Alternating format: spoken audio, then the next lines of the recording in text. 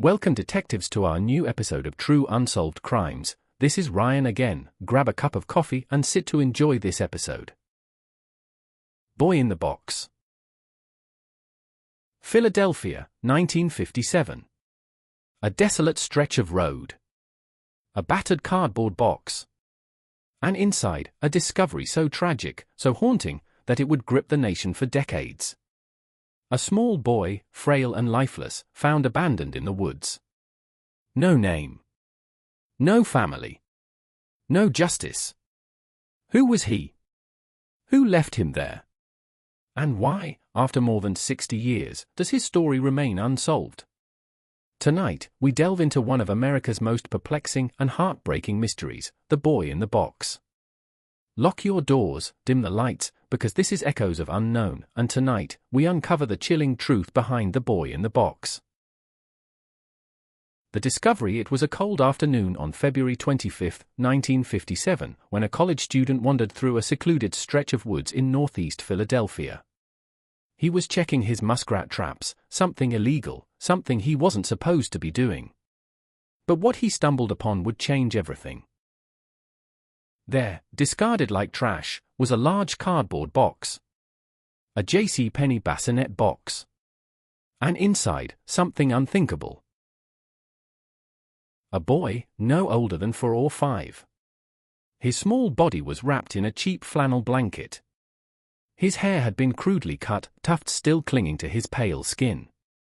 His eyes, though closed, seemed to tell a story, one of suffering, of pain, of abandonment. Bruises marred his tiny frame. His ribs showed signs of malnutrition. But what haunted investigators the most was not just the tragedy of his death, it was the mystery of his existence. When authorities arrived, they were met with a scene that would baffle them for years to come. No identification. No signs of who he was or where he had come from. Only questions. Endless questions. A city in mourning. The investigation began immediately. Flyers were printed, newspapers covered the story, and police scoured missing child reports. But nothing matched. No family came forward. No one seemed to know who this boy was. The boy's fingerprints were taken. His face was reconstructed and distributed across the nation. But the silence was deafening. The city of Philadelphia mourned a child they did not know. Strangers donated for his burial. Officers carried his small casket. But in the end, a single grave marker was placed, reading simply, "America's unknown child." The investigation unfolds. Detectives chased every possible lead. A nearby foster home was investigated. Could the boy have come from there? But the records didn't match.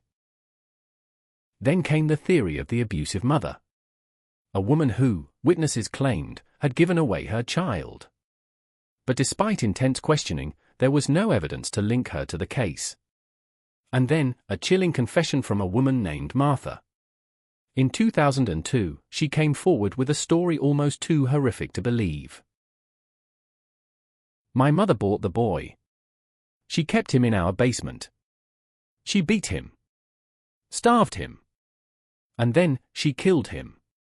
Her story was horrifying, but unprovable. No physical evidence. No clear connections. And with that, another lead faded into the darkness. Secrets, theories, and new hope. The years passed, and the boy in the box became a cold case. New forensic techniques were applied. DNA samples were taken. But the name he deserved continued to elude detectives. Then, in 2022, a breakthrough. A DNA match. For the first time, the world knew his name, Joseph Augustus Sorelli. He had a family. He had a past. And finally, he had an identity. But the most important question remained: who killed him? Who killed Joseph? Even with a name, the case is far from over. The identity of the person who took Joseph's life remains unknown. Was it his parents? A stranger? A secret too terrible to be revealed? Perhaps, one day, the truth will emerge. Until then, the boy in the box remains a reminder of the cruelest crime of all, the murder of the innocent. The mystery of Joseph Augustus Sorelli lingers. A boy, lost to history, now found, but justice remains elusive. Who took his life? And why did no one come forward for more than 60 years? Thank you for joining me on this journey into the unknown.